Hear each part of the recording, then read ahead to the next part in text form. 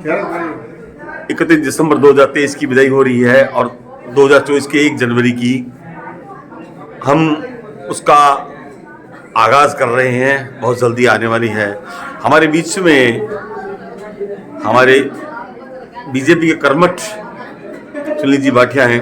Sir, क्या कहना चाहेंगे सर आज के इस प्रोग्राम के बारे में? आज तो जैसे ये रामकिशन जी महाराज है 9 वर्ष पे, और समय समय पर साल में 2-3 ऐसे आयोजन करते हैं जिससे सबका मिलना जुलना भी हो जाता है।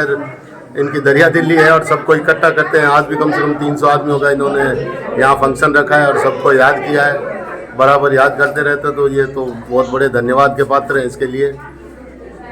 सर, बहुत सी बात कही आपने।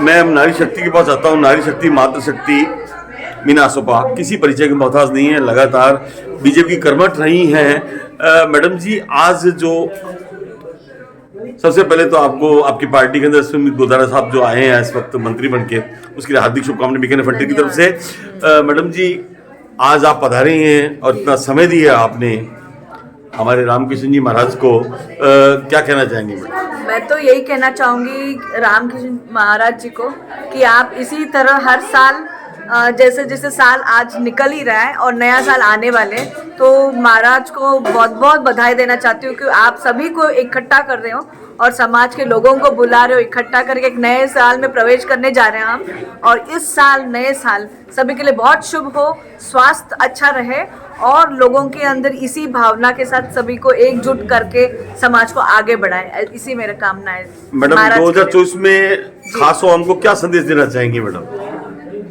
2024 में मैं ये चाहती, लोकसभा के चुनाव भी मैडम अच्छा, बाकी हैं। हाँ। लोकसभा चुनाव नेचुरली ये तो संदेश तो क्या है, बीजेपी आएंगे ही कि इसमें तो नो डाउट।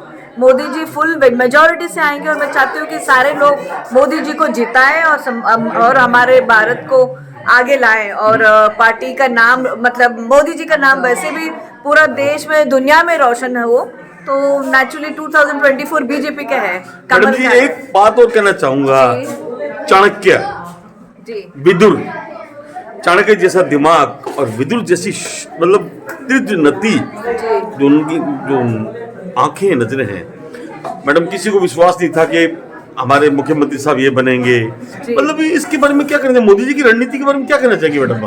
देखो, मोदी जी इसमें विश्वास करते हैं कि भाई सब नए लोग, एक कार्यकर्ता जो जमीन से जुड़े हुए हैं उनको आगे लाना चाहिए, क्योंकि बहुत सारे लोग हैं, बहुत एक्सपीरियंस लोग हैं, लेकिन नए लोगों को लाना और नई सोच के साथ हमारा देश, हमारे स्टेट को भी आगे बढ़ाना, इन्हीं की सोच के साथ उन्होंने एक एक जमीन से जुड़े हुए कार्यकर्ता को लाए हैं। और इसका मतलब ये है कि किसी भी कार्यकर्ता कहीं से भी उठकर बन सकता है कुछ भी।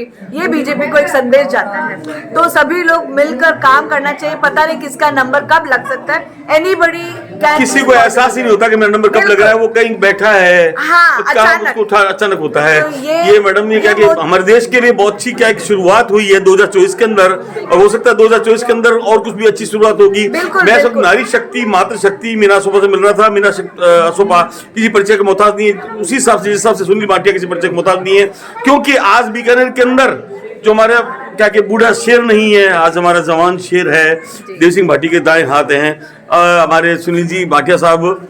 अभी लोकसभा के चुनाव के बारे में आप क्या कहना चाहेंगे सर? लोकसभा के चुनाव में तो पूरा देश देख रहा है कि निश्चित रूप से 400 क्रॉस करके सीटें लाएंगे।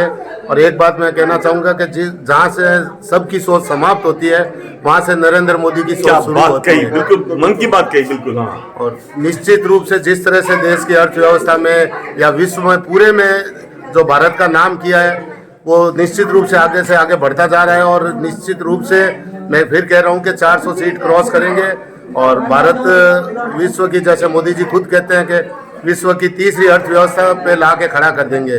बहुत सी बात कही सर। सुनील भाटी से रूबरू हो रहा था,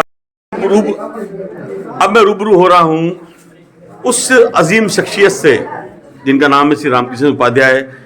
इन्होंने पिछले 3 दिनों से मुझे ढंग से सोने नहीं दिया, ना ढंग से उठने दिया। लगातार फोन करते रहे, कुमार साहब आपको आना है, कुमार साहब आना है। आज सुबह मेरे को एक बहुत चुपती बात की मैडम उन्होंने। मैंने कहा मुझे वहाँ जाना है, वहाँ जाना है। तो मुझे बोले कि भाई साहब मैं भी एक छोटा सा आदमी हूँ, मेरे पास आना है। तो मैंने कहा यार आना तो पड़ेगा ही, अब तो आना पड़ेगा, क्योंकि कर्मठ हैं पार्टी के। रामकिशन जी, आज इतना जबरदस्त प्रोग्राम किया आपने, आपने कहा 100-125 आदमी खाना यहाँ मल उतार रहे हैं। मुझे लगता नहीं कि 100-125 नहीं है, 300 से ऊपर उतार रहे हैं।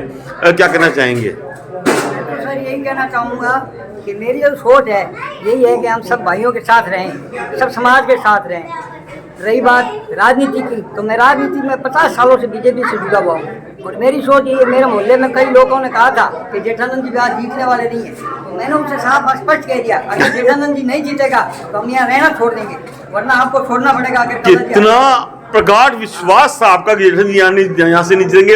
लेकिन एक बात मैं कहना चाहूंगा, बिल्कुल जैसे कि हमारे विश्लेषण है, कहा जाता है कि अगर मोदी जी नहीं आते ना तो कुछ आपकी बात का कहीं लोच हो सकता था, लेकिन मोदी जी आके जो एक सिंबल दिया हमें, दिया सर। मैं रामकिशन जी से कह रहा हूँ, सिंबल दिया ना, ये बहुत बड़ी बात है।